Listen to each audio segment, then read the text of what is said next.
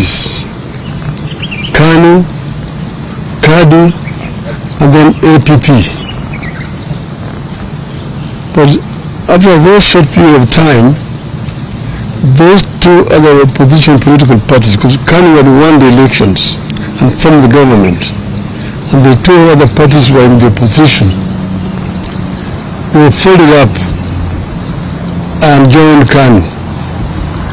And KANU remained the only political party. However, in 1966, an opposition party was formed called the Kenya People's Union. This party survived for 3 years and it was banned by the government in 1969. And the leadership of the party were arrested and taken to political detention. From that time onwards, Kenya remained a de facto single party dictatorship from 1969 to 1982. 1982, when some of us wanted to form a political party, the regime then went to parliament and introduced a law to make the country a single party.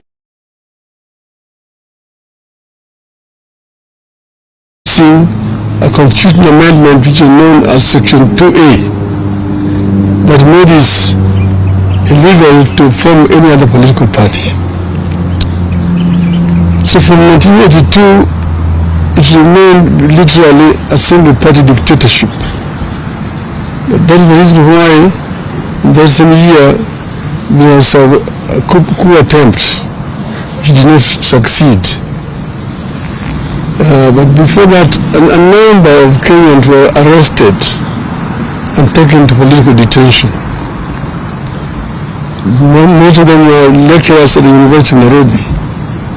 Mutembei, people like Professor Katama Mkangi, Professor William Odinga, Dr. Professor Yugi Akongo, quite a number of university lecturers were arrested and detained, and the others, Koigo Amore, George Anyona, were taken to political detention. So this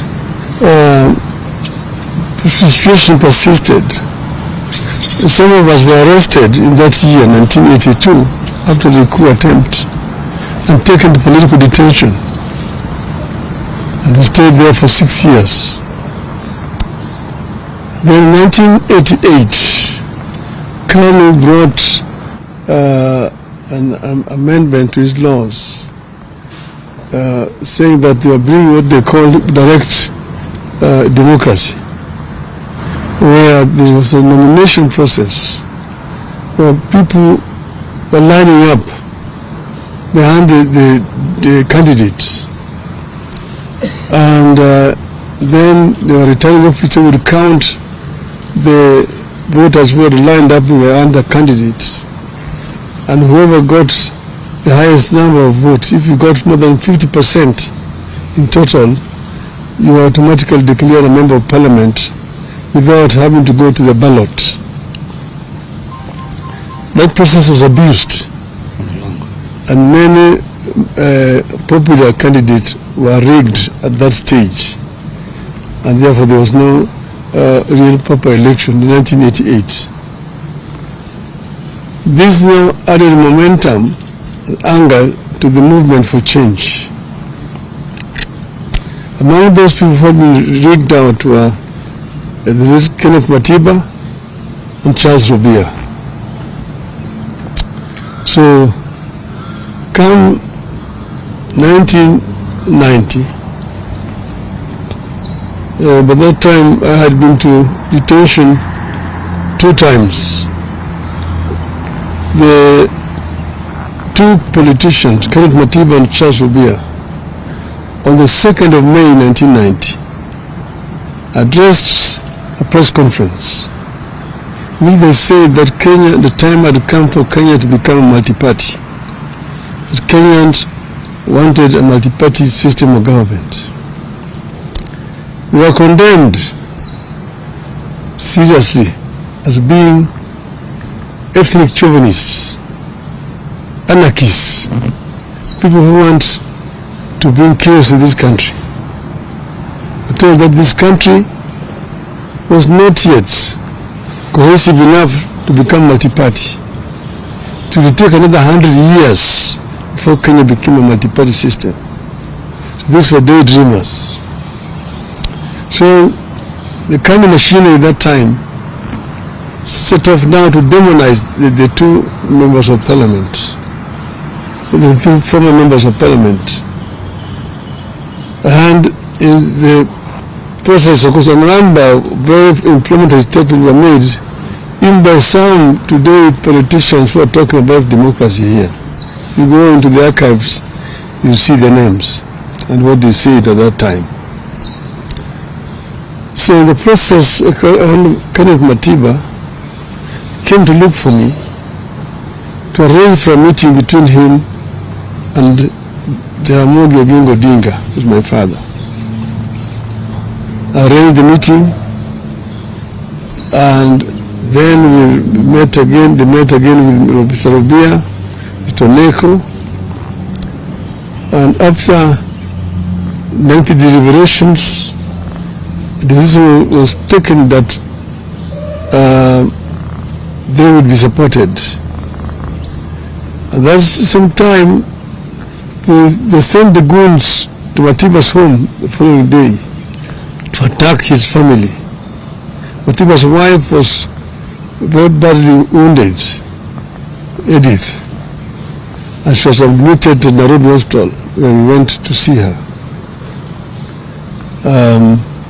After that, we, myself and Kenneth Matiba and Charles Rubia made a statement which we said we would go to Kumekucha to ask Kenyans if we were ready for multi-party.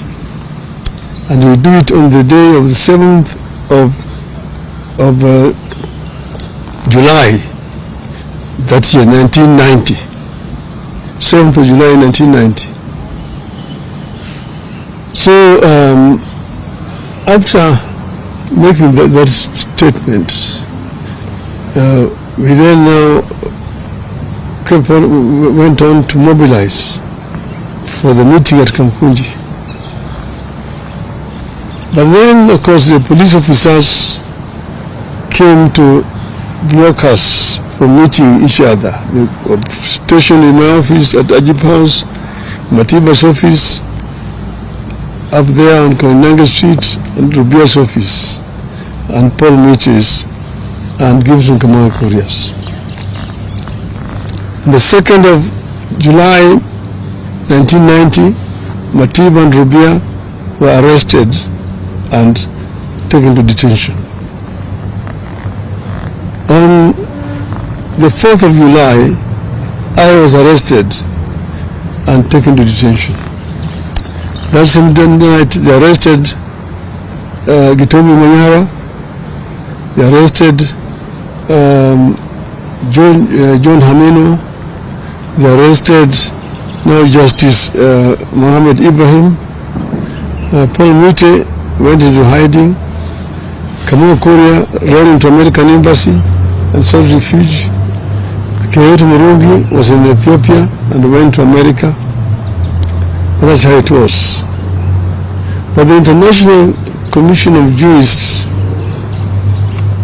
came up and made a very powerful lobby for release of Haminwa and Manyora, and were released. As we remained in detention. And as you know, Rubia is the one who was first affected. He got a very serious infection, was taken to hospital. Eventually, he lost his vocal cords and was released. Matiba suffered a stroke in detention and was removed and eventually brought to Nairobi Hospital after which she was then taken to London for treatment. That completely undermined his health permanently. And these two people eventually died because of not old age at that time, but because of the injuries they sustained while in detention. Many people, but in spite of their being detained, the Kenyan people braved it and came out in numbers to go to Kamkunji on the 7th of July 1990. Many people were killed attempting to reach Kamkunji grounds that time. So then, after we came out of detention, then Ford was formed. We formed Ford. After forming Ford, we get pressed and said we were going back to Kamkunji. Eventually, when I was taken again, I was moved away from here and taken into exile. But our people braved it and managed to march all the way into Kamkunji. And you see the photograph in front page of Nation there today. You can see Martin Chikuku, James Orengo, Nyango, Masinde Muliro in the back of that truck carried me up to Kamkunji. That was not on Saba, that was on the 16th of November 1991. But it's still the Kamkunji. The way Kamkunji is very historical to the second liberation of this country. And that's why we celebrate Saba. The fateful day on which Kenya's struggle for multi-party democracy took the most decisive turn is iconic and historical. It's a day rivaled only by the present day Mashujaa Day, previously Kenyatta Day, that celebrates the arrest and detention of the freedom fighters jointly called the Kapenguria Six.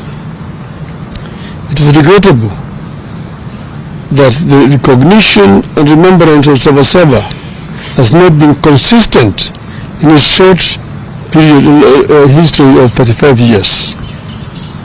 One moment it is important, the next moment it is not. On this 35th anniversary of Saba, we decided to remember and to set the record straight on its significance, what it was and is, and what we ought to do with the foundation it laid for the country.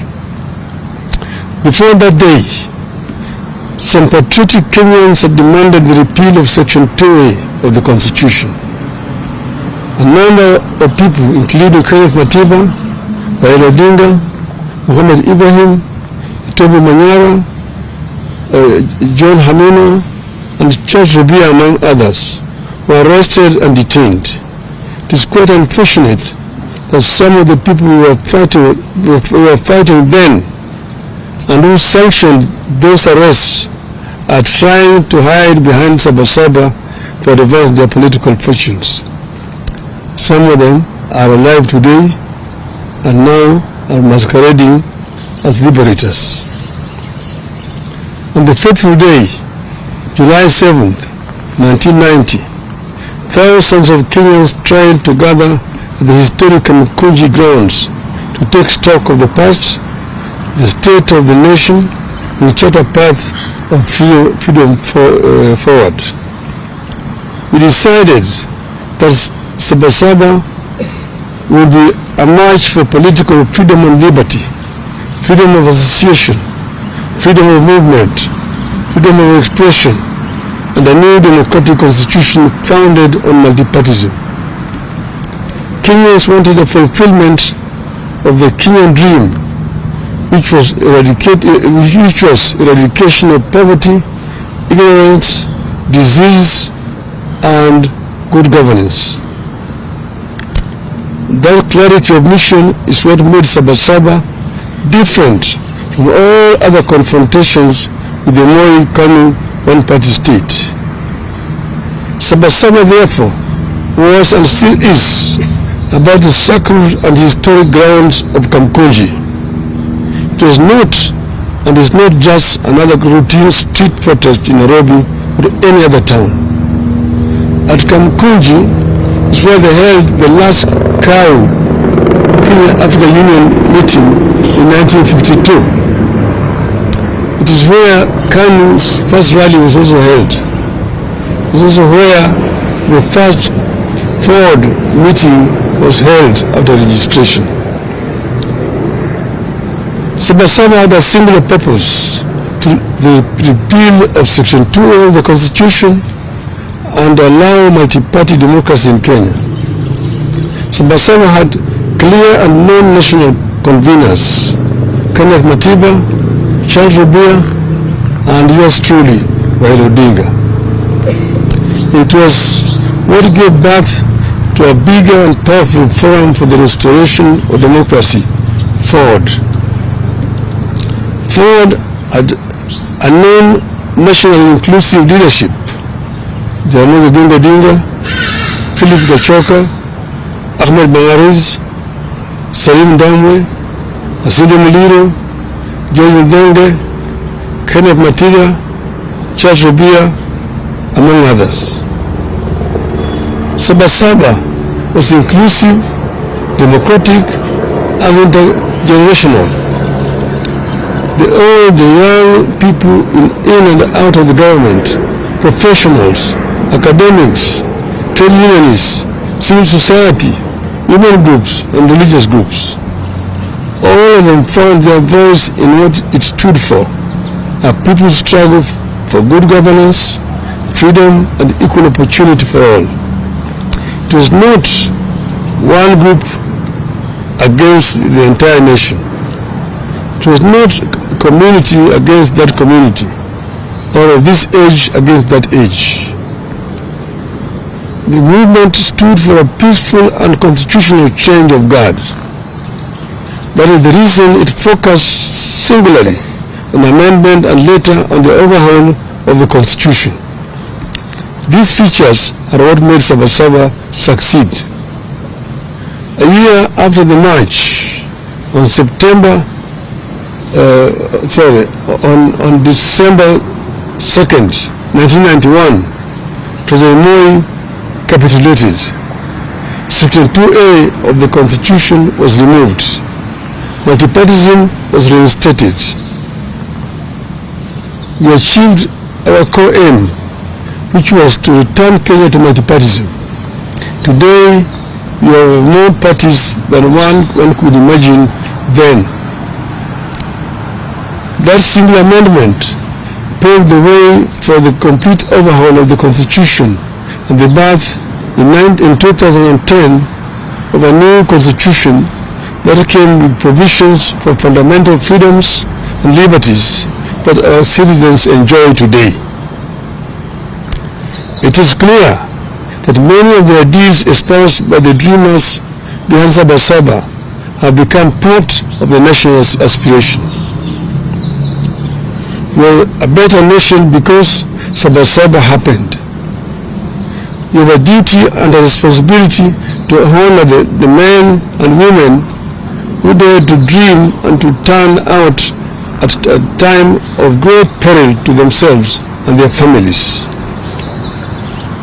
35 years later, the country is grappling with a new wave of unrest and political activism. The question we have to ask ourselves is, where do we go from here?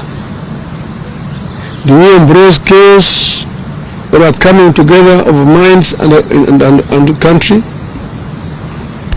As a living architect of the events leading to the Saba, I choose a coming together of minds and country in the interest of the country. I long fought for its progress, stability, and prosperity.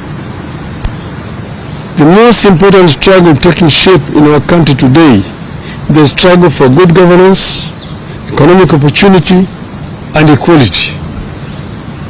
The biggest challenge facing Kenya today and into the foreseeable future is how to expand economic opportunity and lift particularly young Kenyans out of poverty, exclusion, and unemployment.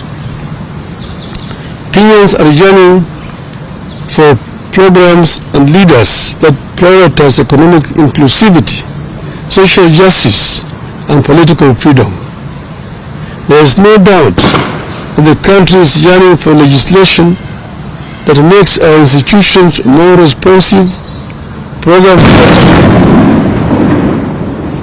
that ensure adequate funding for services that touch wananchi, changes that make our judiciary free, efficient and progressive, measures that make the executive more accountable and efficient. We must end impunity and corruption within our three arms of government. Our leaders must become modest, ethical, humble, and accountable. What is to be done? What is to be done?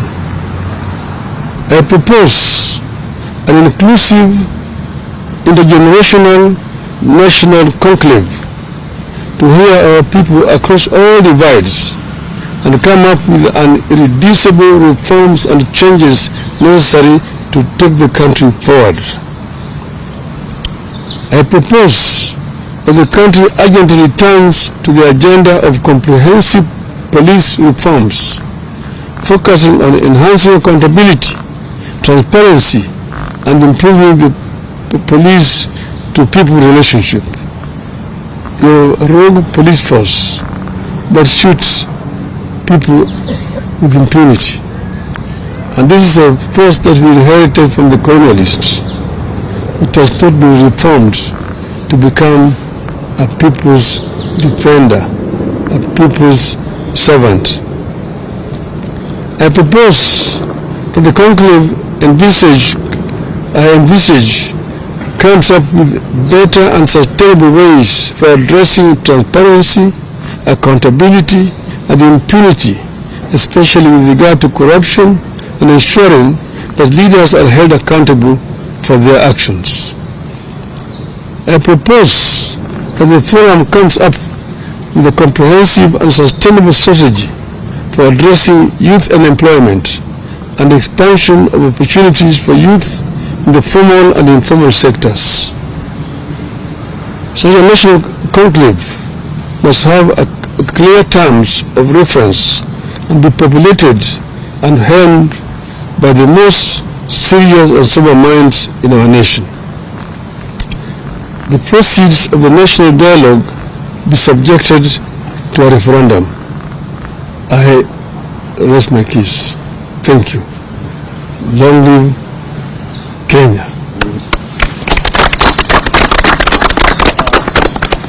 Do you have any questions or just maybe one or two? Say your name and the video. My name is Duncan. I work at the NCC. You have touched on issues of urgent looking at police reforms because they've gone back to the old days. What do you say of the interior CS issue should to kill order about